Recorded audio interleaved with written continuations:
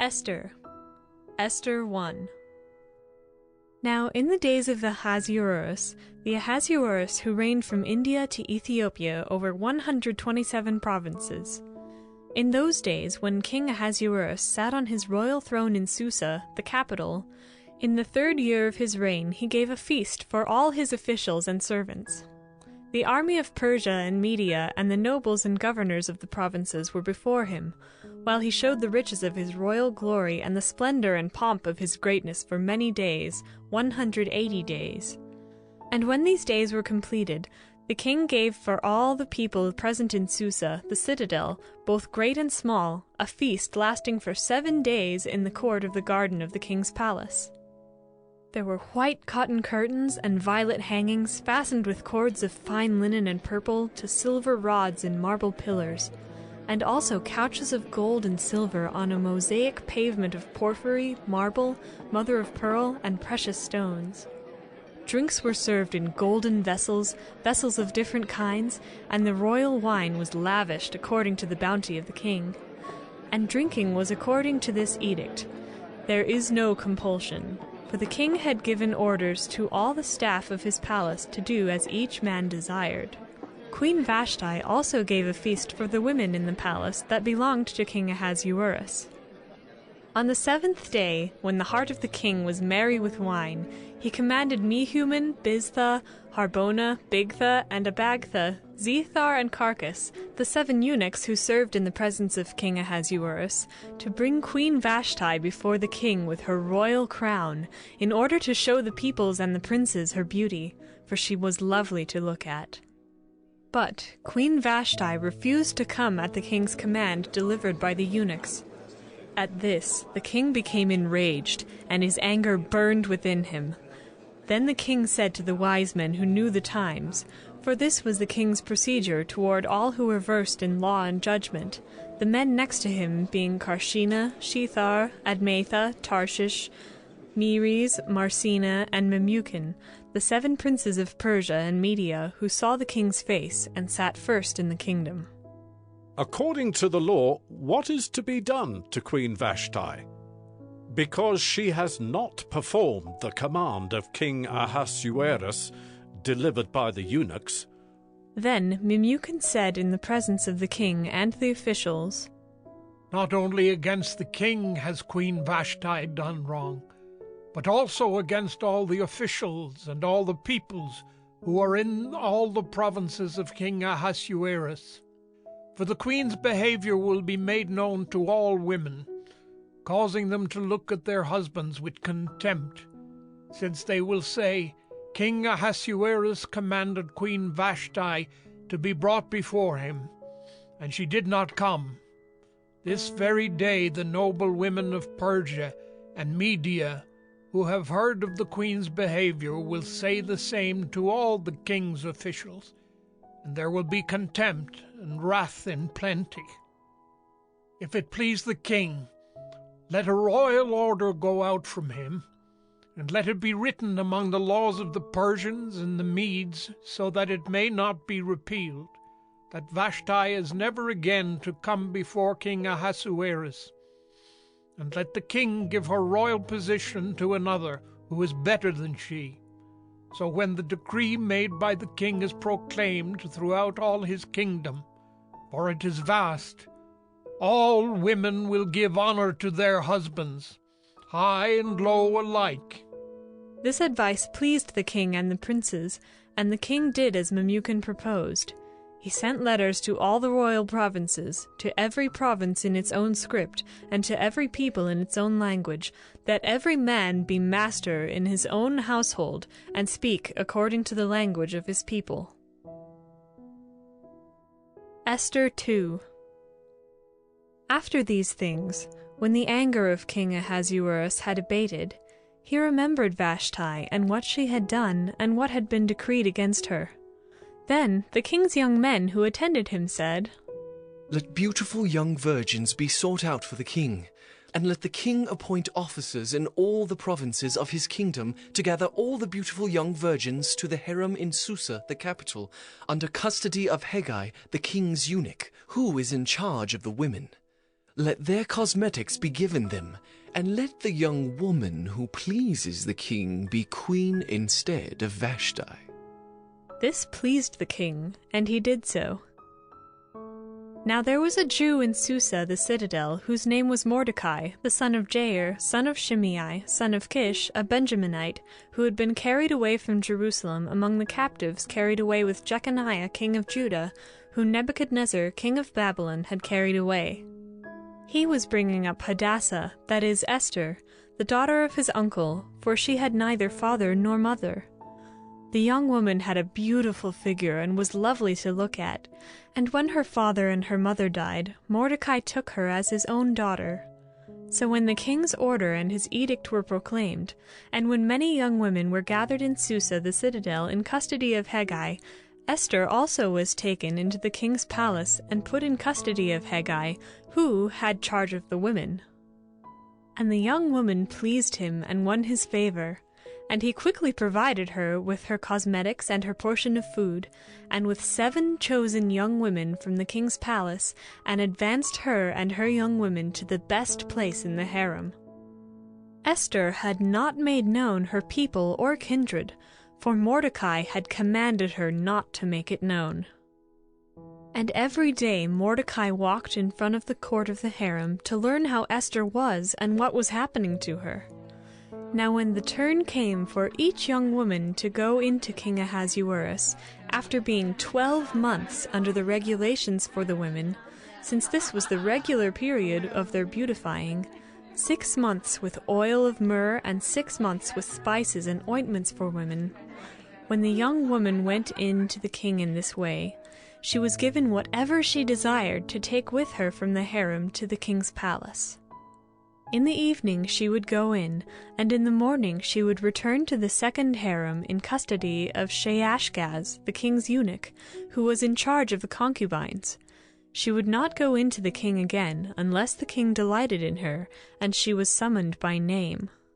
When the turn came for Esther, the daughter of Abihail, the uncle of Mordecai, who had taken her as his own daughter, to go into the king, she asked for nothing except what Hegai, the king's eunuch, who had charge of the women, advised.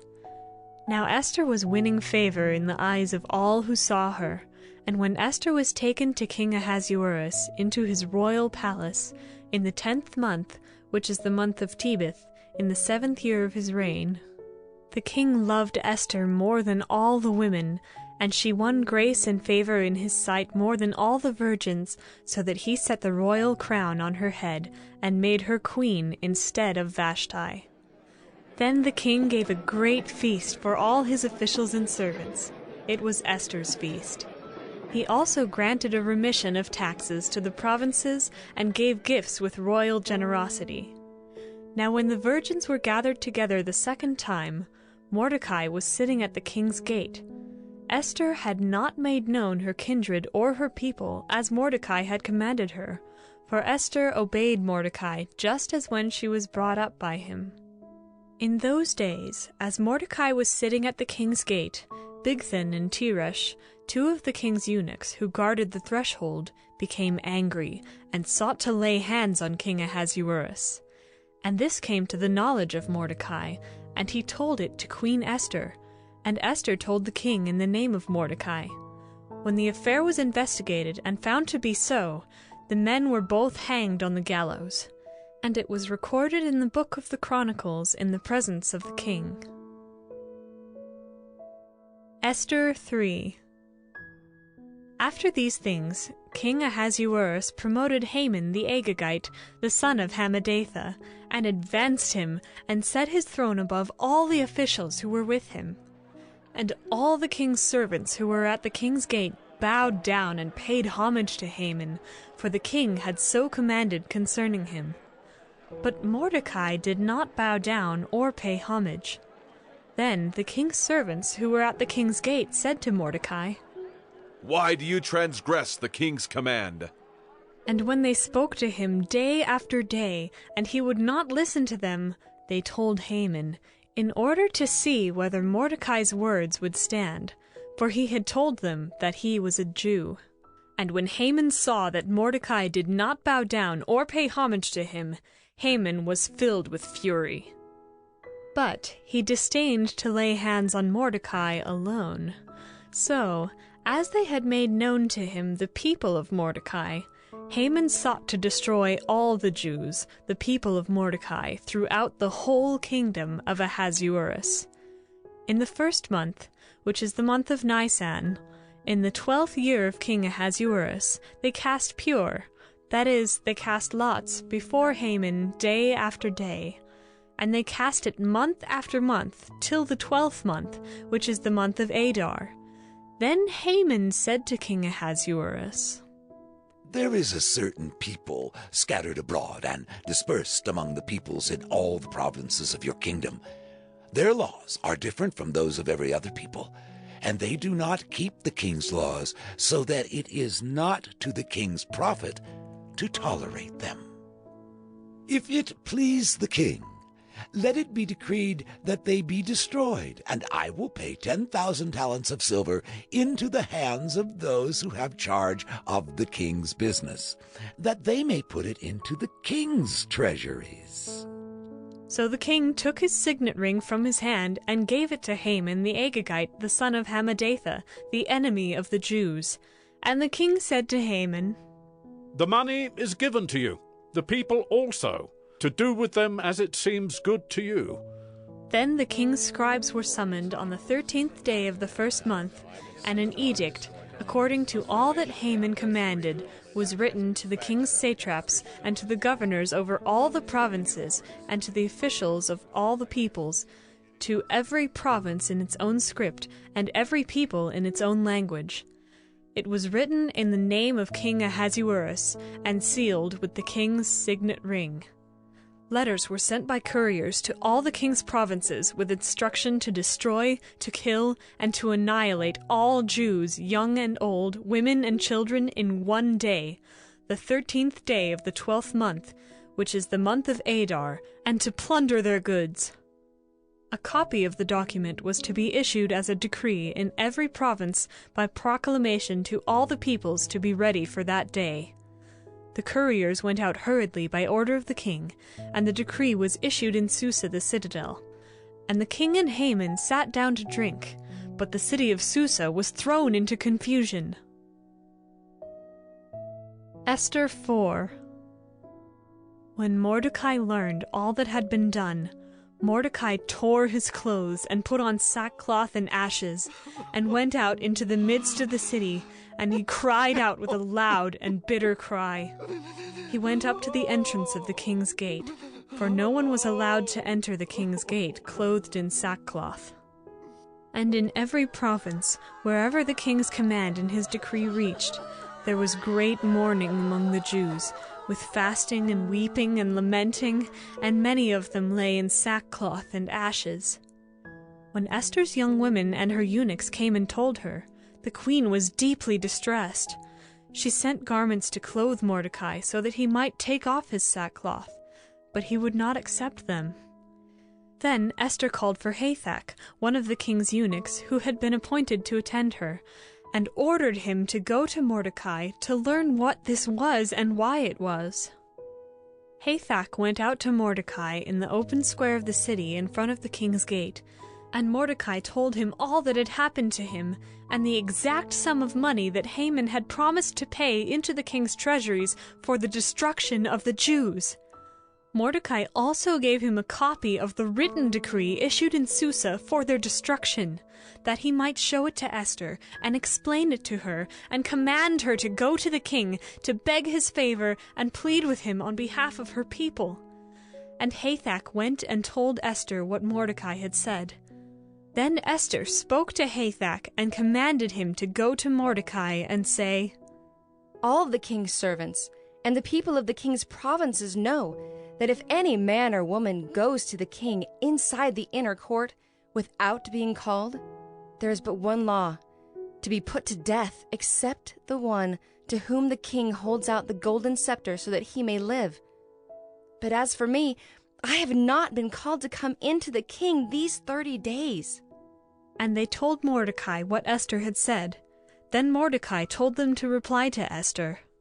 Do not think to yourself that in the king's palace you will escape any more than all the other Jews. For if you keep silent at this time, relief and deliverance will rise for the Jews from another place, but you and your father's house will perish. And who knows whether you have not come to the kingdom for such a time as this? Then Esther told them to reply to Mordecai. Go, gather all the Jews to be found in Susa, and hold a fast on my behalf. And do not eat or drink for 3 days, night or day. I and my young women will also fast as you do. Then I will go to the king, though it is against the law, and if I perish, I perish. Mordecai then went away and did everything as Esther had ordered him. Esther 5. On the 3rd day, Esther put on her royal robes and stood in the inner court of the king's palace in front of the king's quarters, while the king was sitting on his royal throne inside the throne room opposite the entrance to the palace. And when the king saw Queen Esther standing in the court, she won favor in his sight, and he held out to Esther the golden scepter that was in his hand. Then Esther approached and touched the tip of the scepter, and the king said to her, "What is it, Queen Esther? What is your request? It shall be given you, even to the half of my kingdom." And Esther said, If it please the king, let the king and Haman come today to a feast that I have prepared for the king. Then the king said, "Bring Haman quickly, so that we may do as Esther has asked." So the king and Haman came to the feast that Esther had prepared. And as they were drinking wine after the feast, the king said to Esther, "What is your wish? It shall be granted you. And what is your request? Even to the half of my kingdom it shall be fulfilled." Then Esther answered, My wish and my request is, if I have found favor in the sight of the king, and if it please the king to grant my wish and fulfill my request, let the king and Haman come to the feast that I will prepare for them, and tomorrow I will do as the king has said. And Haman went out that day joyful and glad of heart. But when Haman saw Mordecai in the king's gate, that he neither rose nor trembled before him, he was filled with wrath against Mordecai. Nevertheless, Haman restrained himself and went home, and he sent and brought his friends and his wife Zeresh. And Haman recounted to them the splendor of his riches, the number of his sons, all the promotions with which the king had honored him, and how he had advanced him above the officials and the servants of the king. Then Haman said, Even Queen Esther, let no one but me come with the king to the feast she prepared. And tomorrow also I am invited by her together with the king. Yet all this is worth nothing to me, so long as I see Mordecai the Jew sitting at the king's gate. Then his wife Zeresh and all his friends said to him, Let a gallows 50 cubits high be made, and in the morning tell the king to have Mordecai hanged upon it. Then go joyfully with the king to the feast. This idea pleased Haman, and he had the gallows made. Esther 6. On that night the king could not sleep, and he gave orders to bring the book of memorable deeds, the Chronicles, and they were read before the king. And it was found written how Mordecai had told about Bigthana and Teresh, two of the king's eunuchs who guarded the threshold, and who had sought to lay hands on King Ahasuerus. And the king said, What honor or distinction has been bestowed on Mordecai for this? The king's young men who attended him said, Nothing has been done for him. And the king said, Who is in the court? Now Haman had just entered the outer court of the king's palace to speak to the king about having Mordecai hanged on the gallows that he had prepared for him. And the king's young men told him, Haman is there, standing in the court. And the king said, Let him come in. So Haman came in, and the king said to him, What should be done to the man whom the king delights to honor? And Haman said to himself, Whom would the king delight to honor more than me? And Haman said to the king, For the man whom the king delights to honor, let royal robes be brought, which the king has worn, and the horse that the king has ridden, and on whose head a royal crown is set. And let the robes and the horse be handed over to one of the king's most noble officials. Let them dress the man whom the king delights to honor, and let them lead him on the horse through the square of the city, proclaiming before him, Thus shall it be done to the man whom the king delights to honor. Then the king said to Haman, Hurry, take the robes and the horse, as you have said, and do so to Mordecai the Jew, who sits at the king's gate. Leave out nothing that you have mentioned. So Haman took the robes and the horse, and he dressed Mordecai and led him through the square of the city, proclaiming before him, Thus shall it be done to the man whom the king delights to honor. Then Mordecai returned to the king's gate. But Haman hurried to his house, mourning and with his head covered. And Haman told his wife Zeresh and all his friends everything that had happened to him. Then his wise men and his wife Zeresh said to him, If Mordecai, before whom you have begun to fall, is of the Jewish people, you will not overcome him, but will surely fall before him.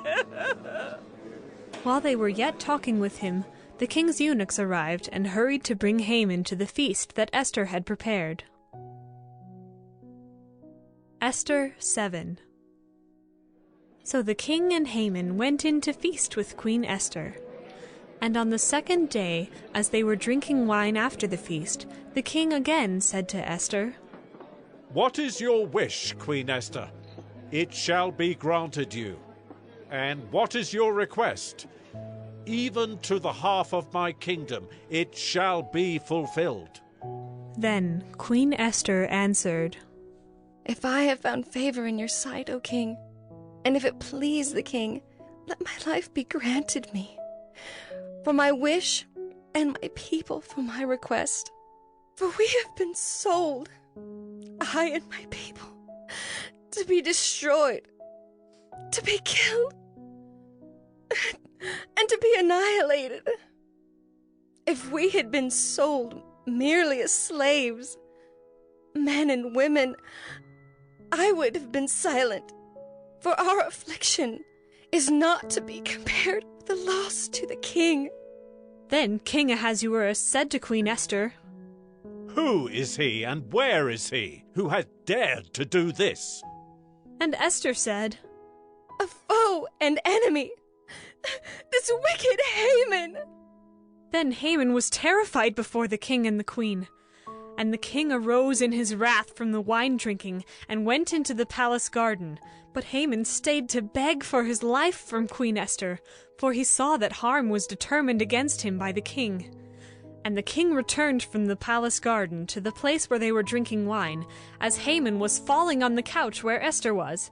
And the king said, Will he even assault the queen in my presence, in my own house? As the word left the mouth of the king, they covered Haman's face.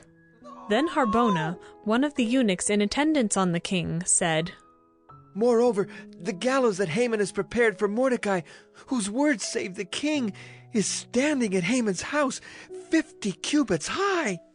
And the king said, Hang him on that.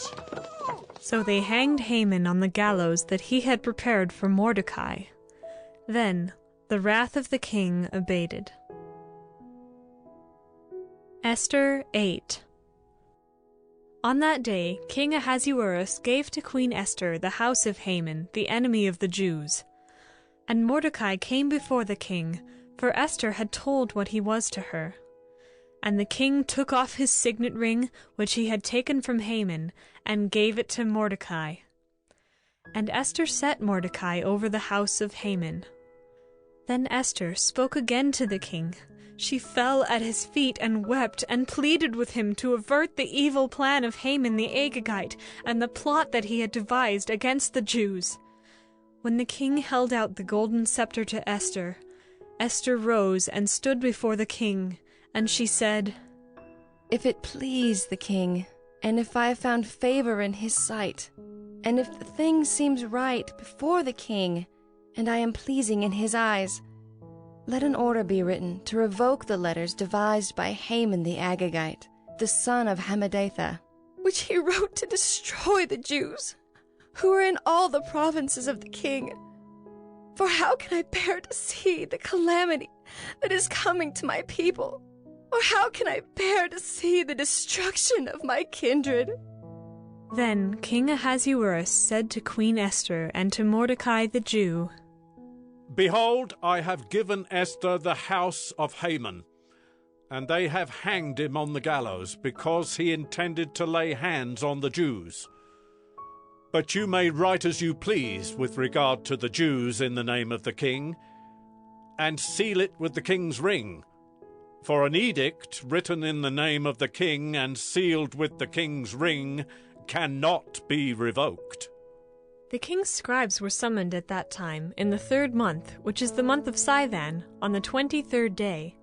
And an edict was written, according to all that Mordecai commanded concerning the Jews, to the satraps and the governors and the officials of the provinces from India to Ethiopia, 127 provinces, to each province in its own script, and to each people in its own language, and also to the Jews in their script and their language. And he wrote in the name of King Ahasuerus, and sealed it with the king's signet ring. Then he sent the letters by mounted couriers riding on swift horses that were used in the king's service, bred from the royal stud, saying that the king allowed the Jews who were in every city to gather and defend their lives, to destroy, to kill, and to annihilate any armed force of any people or province that might attack them, children and women included, and to plunder their goods, on one day throughout all the provinces of King Ahasuerus, on the 13th day of the 12th month, which is the month of Adar.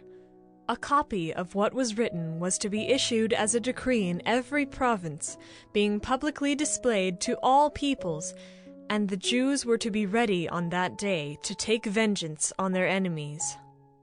So the couriers, mounted on their swift horses that were used in the king's service, rode out hurriedly, urged by the king's command, and the decree was issued in Susa, the citadel.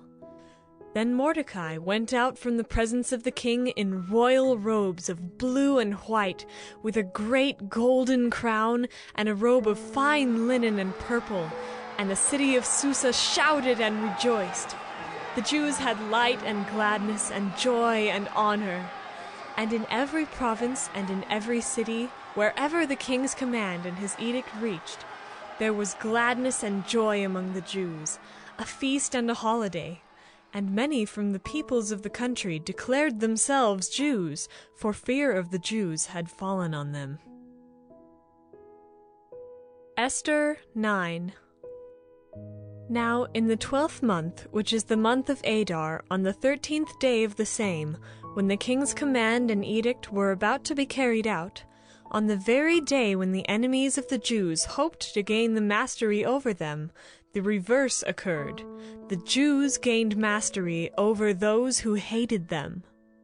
The Jews gathered in their cities throughout all the provinces of King Ahasuerus to lay hands on those who sought their harm. And no one could stand against them, for the fear of them had fallen on all peoples. All the officials of the provinces and the satraps and the governors and the royal agents also helped the Jews, for the fear of Mordecai had fallen on them. For Mordecai was great in the king's house, and his fame spread throughout all the provinces, for the man Mordecai grew more and more powerful. The Jews struck all their enemies with the sword, killing and destroying them, and did as they pleased to those who hated them. In Susa the citadel itself the Jews killed and destroyed 500 men, and also killed Parshandatha, and Dalphon, and Aspatha, and Poratha, and Adalia, and Aridatha, and Parmashta, and Arisai, and Aridai, and Vizatha, the 10 sons of Haman, the son of Hammedatha, the enemy of the Jews, but they laid no hand on the plunder. That very day the number of those killed in Susa the citadel was reported to the king. And the king said to Queen Esther, In Susa the citadel the Jews have killed and destroyed 500 men, and also the 10 sons of Haman. What then have they done in the rest of the king's provinces? Now what is your wish? It shall be granted to you. And what further is your request? It shall be fulfilled.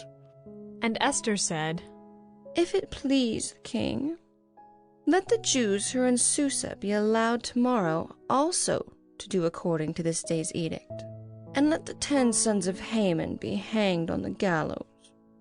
So the king commanded this to be done. A decree was issued in Susa, and the 10 sons of Haman were hanged.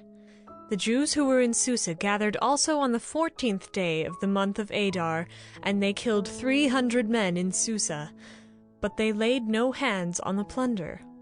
Now the rest of the Jews who were in the king's provinces also gathered to defend their lives, and got relief from their enemies, and killed 75,000 of those who hated them, but they laid no hands on the plunder. This was on the 13th day of the month of Adar, and on the 14th day they rested and made that a day of feasting and gladness. But the Jews who were in Susa gathered on the 13th day and on the 14th, and rested on the 15th day, making that a day of feasting and gladness. Therefore the Jews of the villages, who live in the rural towns, hold the 14th day of the month of Adar as a day for gladness and feasting, as a holiday, and as a day on which they send gifts of food to one another.